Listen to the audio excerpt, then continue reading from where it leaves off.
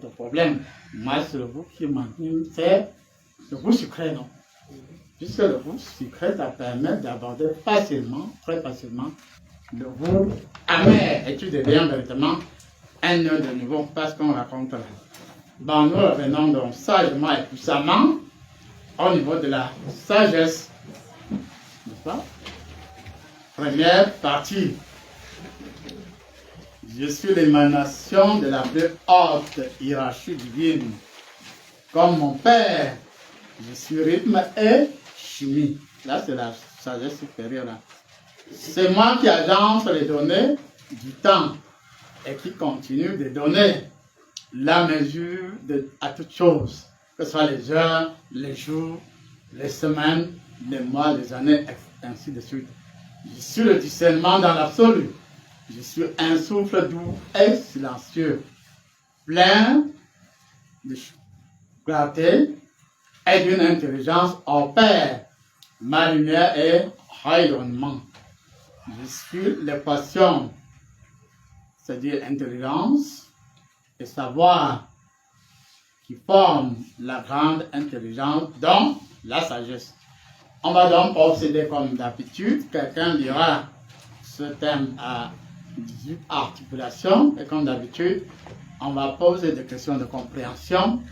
Chacun peut retenir de préférence une articulation, puisqu'il faut donner l'occasion à beaucoup de personnes de pouvoir intervenir. Merci, Amen.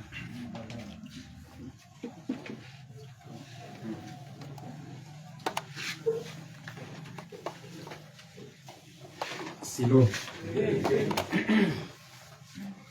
La sagesse. 1.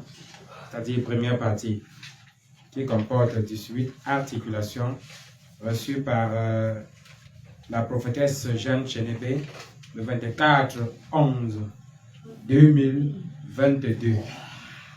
1. Je suis l'émanation la plus haute hiérarchie divine. C'est mon Père. Comme mon Père, je suis rythme et chimie. 2. C'est moi qui agence les données du temps et qui continue de donner la mesure à toutes choses, les heures, les jours, les semaines, les mois, etc. 3. Je suis le discernement dans l'absolu. Je suis un souffle doux, silencieux, plein de clarté et d'une intelligence hors pair. Ma lumière est rayonnement. 4. Je suis l'équation intelligence et sagesse. Et savoir qui forme la grande intelligence dont la sagesse. 5. Je suis la sagesse, la vitalité et la vie dans la vérité. 6. La plupart des vrais sages ont leur troisième œil développé. Ils vibrent dans un champ très élevé. Ce sont des visionnaires qui peuvent lire dans les 3 dimensions, dans le passé, le présent et le futur. 7. Je suis une force, une puissance. Je suis la synthèse entre l'intelligence et le discernement. 8. La sagesse parle et le silence sévit. La sagesse tonne. L'écho de son éclat module et éblouit. Tous les êtres s'épanouissent, s'apaisent et écoutent. 9. Je suis l'art de la maturité. Je suis d'une humilité, d'une puissance et d'un pouvoir exceptionnel. Dieu est le plus grand sage qui soit, et toute sagesse humaine émane de lui. Sa sagesse en lettres lui donne d'épouser un champ de rayonnement puissant à forte densité, s'étendant à l'infini. 11. Le sage est un être profond. Parfois, son silence inouï peut troubler celui qui est en face de lui. Et on ne peut le cerner car il est animé par l'unité perpétuelle de Dieu. 12. Lorsque tu crois le comprendre ou la voir, c'est alors qu'il y a rebondissement, car comme le tonnerre, tu ne peux maîtriser ses effets. 13. À l'instar de votre guide, vous pouvez l'observer si d'aucuns ont osé dire qu'ils le tenaient dans leur paume de main. Où sont-ils? 14. Le sage est une immensité. C'est un être ébloui d'amour, de paix et du vrai bon sens selon Jésus-Christ. 15. Le sage est un vrai artiste selon Dieu. C'est un créateur et ses créations n'ont point de fin, car il est animé par Dieu lui-même. 16. C'est un puissant notable, homme de maturité et du devoir, fidèle et obéissant, c'est l'homme du prochain. 17. Votre guide est un vaillant héros. Ressemblez-lui, car son rythme et sa cadence sont agencés par l'amour, le respect, la fidélité, la certitude et le discernement dans la vérité. 18 et fin. Il est doux, certes, mais d'une rigueur et d'une puissance exceptionnelle, même dans les prises de décision et les faits accomplis. Amen.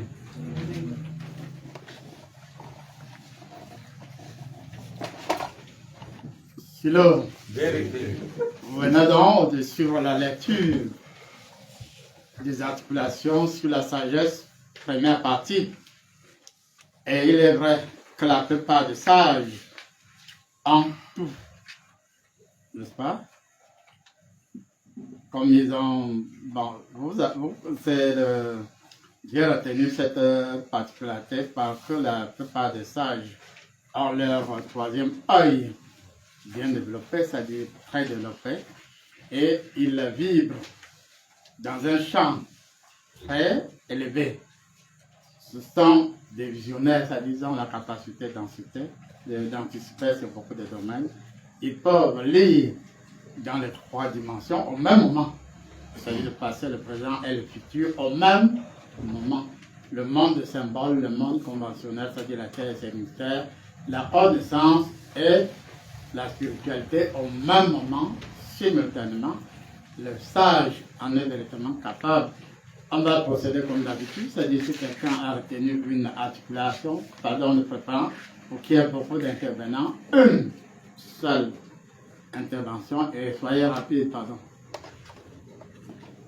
Bonsoir Silo. Bonsoir Paul. Bonsoir. Oui, c'est la deuxième articulation qui a attiré mon attention. C'est moi qui agence les données du temps et qui continue de donner la mesure à toutes choses, les heures, les jours, les semaines, les mois, les années, etc. Oui, apôtre, dans cette articulation-ci, est-ce que ce n'est pas Dieu lui-même en ce moment? Parce que comme c'est Dieu qui a tout créé, et c'est Dieu qui gère tout ce qui nous entoure, le temps et les instants, est-ce que ce n'est pas lui qui fait référence par rapport à la sagesse parce qu'il est le plus grand sage? Amen. Oui, effectivement, on peut dire que dans une... Oui, c'est Dieu, puisque c'est en réalité Dieu, mais c'est juste une expansion du fait que le sage soit un visionnaire par rapport au moi, par rapport à ceci, par rapport à cela. Et à un moment donné, quand vous êtes véritablement un accompli, vous fondez dans la nature divine.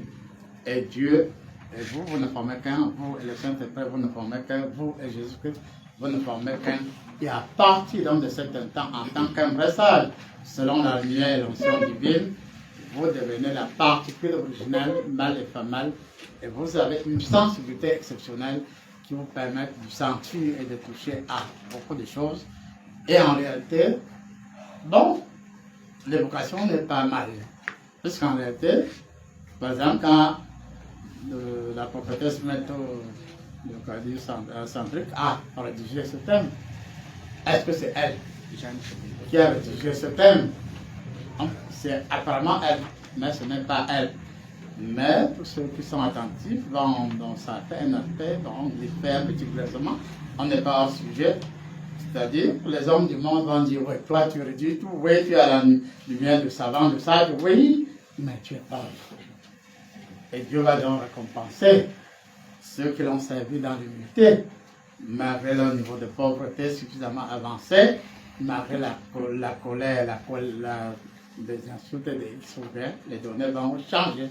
Et nous observent d'abord à travers un certain nombre de tribulations, mais quand nous sommes fidèles à lui, il nous amène à lui, il peut nous faire pondre en lui comme il a fait.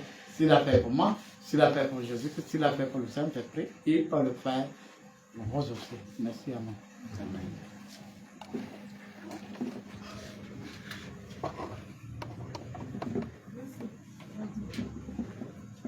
Bonsoir Silo.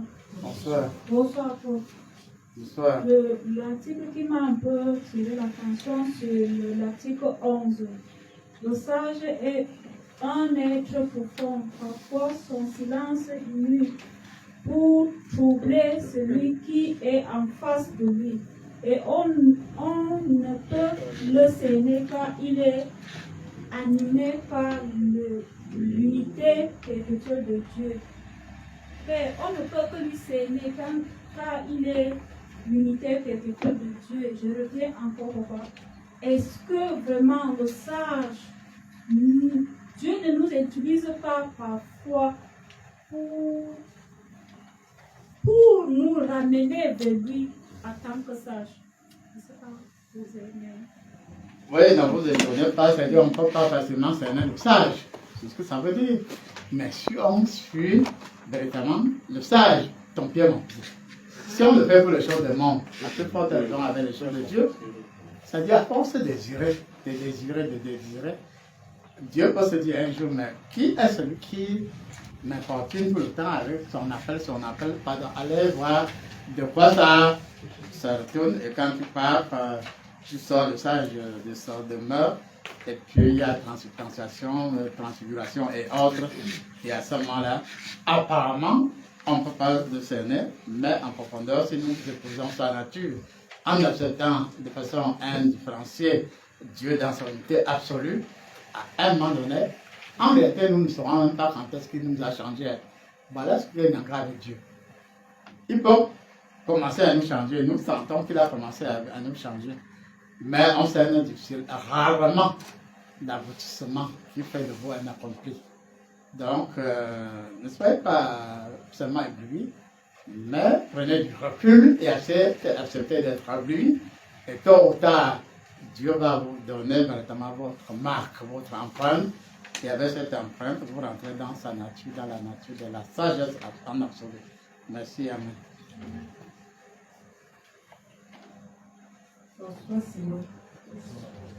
Bonsoir Paul. Bonsoir. Le sage est une immensité, ça c'est l'articulation 14. Le sage est une immensité. Oui. C'est un être ébloui d'amour, de paix et du vrai bon sens selon Jésus-Christ. Apôtre, il y a quelque chose qui m'a encore marqué, oui. qui m'a encore vraiment touché mon esprit sur vous. Ça, je m'appuie sur vous. Le sage est une immensité. Un être ébloui d'amour. Quand je vous vois, je vois un sage selon Jésus-Christ, tel que l'articulation le dit. Amen. Amen. Selon, effectivement, Jésus-Christ là, il décrit les caractéristiques du sage. Hein? C'est un être ébloui d'amour. C'est-à-dire qu'il est tellement amour qu'il brille. Ébloui, c'est-à-dire qu'il est lumière. Il n'exprime pas l'amour au petit niveau. Il est la lumière, la quintessence même de l'amour, de paix. Et quand nous parlons de paix à ce moment-là, ce n'est pas la petite notion de paix. C'est une paix telle que lorsque Dieu peut te dire, prie pour le Cameroun. Quel que soit ce que tu diras, ça va toucher tout le Cameroun, l'Afrique et le monde. Il y a une différence entre celui qui prie pour le président, bien pour le Cameroun, bien pour l'Afrique, pour le monde, parce que ça sort de lui, de son intention. Mais celui qui est rempli de paix, puisque tu ne peux partager que ce que tu as. Si tu as une immensité en paix, à travers Dieu, tu décides que la paix revienne au Cameroun. Et cette paix revienne, que l'anti-paix soit pour contrôler le problème de Dieu. Il y aura cette paix. Un vrai bon sens, c'est-à-dire que la personne est animée du bon, vrai sens, selon Jésus-Christ. Tout temps que la personne le sait et pose, c'est sur mesure. C'est pour un résultat, le résultat qui progressivement nous conduit vers le fait d'être accompli. Bon, on prend une dernière version. Silo. Paix, c'est l'articulation numéro 3 qui attire mon attention. Je suis le discernement dans l'absolu. Je suis un souffle doux, silencieux, plein de clarté et d'une intelligence hors pair. Ma lumière est rayonnement. Père, nous nous sommes rendus compte que la plupart des temps, la plupart des hommes de Dieu travaillent avec acharnement avec Dieu, amassent des trésors exceptionnels, mais par inadvertance et par manque de discernement, il suffit que l'être dissocié ou ses suppôts viennent piétiner notre pied et attendent seulement qu'on se fâche un peu pour qu'ils profitent pour nous vider entièrement. Et parfois, même dans des églises également, l'être Jézabel parfois se cache dans des fidèles pour attendre juste l'instant où l'homme de Dieu va un peu fléchir afin d'éteindre pour toujours son ministère. La question est, comment est-ce que, en tant qu'homme de Dieu, pouvons-nous faire pour acquérir cette sagesse qui confère le discernement dans l'absolu? Merci, Amen. Oui, comme je vous ai dit, il y a deux grandes possibilités. La première possibilité, ça vient de Dieu dessus et ça s'accomplit. L'autre aspect, nous sommes patients. Puisque je vous ai toujours dit qu'il n'y a pas plus patient que Satan. Hein. Vous êtes patient et tôt ou tard, vous êtes localisé. Pas en faisant du bruit, mais même en silence, vous êtes localisé. Et Dieu assigne la tâche à quelqu'un, même apparemment minable, qui vient, même par une seule position, un seul silence, un seul souffle, environnement, vous êtes très, très en profondeur. Et à partir donc de là, nous devons savoir qui a choisi. C'est-à-dire, pour avoir le nombre, il faut d'abord partir d'un petit bout. Avoir amassé, pas le trésor de la terre, mais suffisamment d'énergie, suffisamment de silence et autres. Et à ce moment-là, quand vous évoluez, il deviendra très difficile que l'être dissocié puisse vous piéger. Parce que, par exemple, à certains moments, vraiment, plus on les engueule, les papas, il faut les engueuler copieusement, d'une manière ou de l'autre, très réaliste. Vous savez que hier soir, j'ai abondamment parlé de la chose, et on a constaté ce matin que vous savez, le petit tapis qui pour essuyer les pieds avant d'entrer au bureau était rangé par, je ne sais pas si c'était un rat ou une souris, qui a pris tout ce temps pour ranger une bonne partie. Voulait-elle rentrer? Vous voulez-il rentrer dans le bureau? Je n'en sais rien. Mais pendant que je me posais la question, il y avait quelqu'un qui ne sait rien. Son esprit a réagi en me disant, oui, on peut utiliser la flèche du Saint-Esprit dans l'énergie OIZ. Je ne lui ai pas demandé encore envoyer la formule OIZ, mais je lui ai quand même parlé de la flèche du Saint-Esprit. Je dis qu'à un moment donné, si Dieu constate que ces êtres-là dérangent votre mesure, il peut demander au Saint-Esprit d'une vitesse extraordinaire d'agir et de sortir des milliers, des millions, des milliards de flèches et d'agir en une seconde pour abattre 2 milliards d'êtres copies du monde Satan. Et même dans la Bible, il est dit, même ce matin, quand on a parlé du sacrifice, en tout cas aider les autres, vous pouvez vous rencontrer les autres pour s'agiter, mais à un moment donné, comme ça, tu as leurs limites. Je crois qu'on se comprend. Et puis, ce qui est intéressant, c'est la chose là, c'est qu'elle vous aide. Elle est audacieuse. Mais quand à un moment donné, quand tu es en face d'un autre audacieux, mais accompli, fais ce que tu voudras. Si Dieu n'applique pas la loi de la miséricorde, tu seras repéré et grillé. Donc, avant de poser certains arbres, il faut du recul, il faut du discernement. Jusqu'à un moment donné, je ne cherche pas à savoir qui c'était, même si Dieu m'a dit. En tout cas, je ne cherche pas à savoir qui c'était, même si Dieu me l'a montré, je ne décrirai pas la personne. Mais ce qui est sûr et certain, c'est que la personne, on va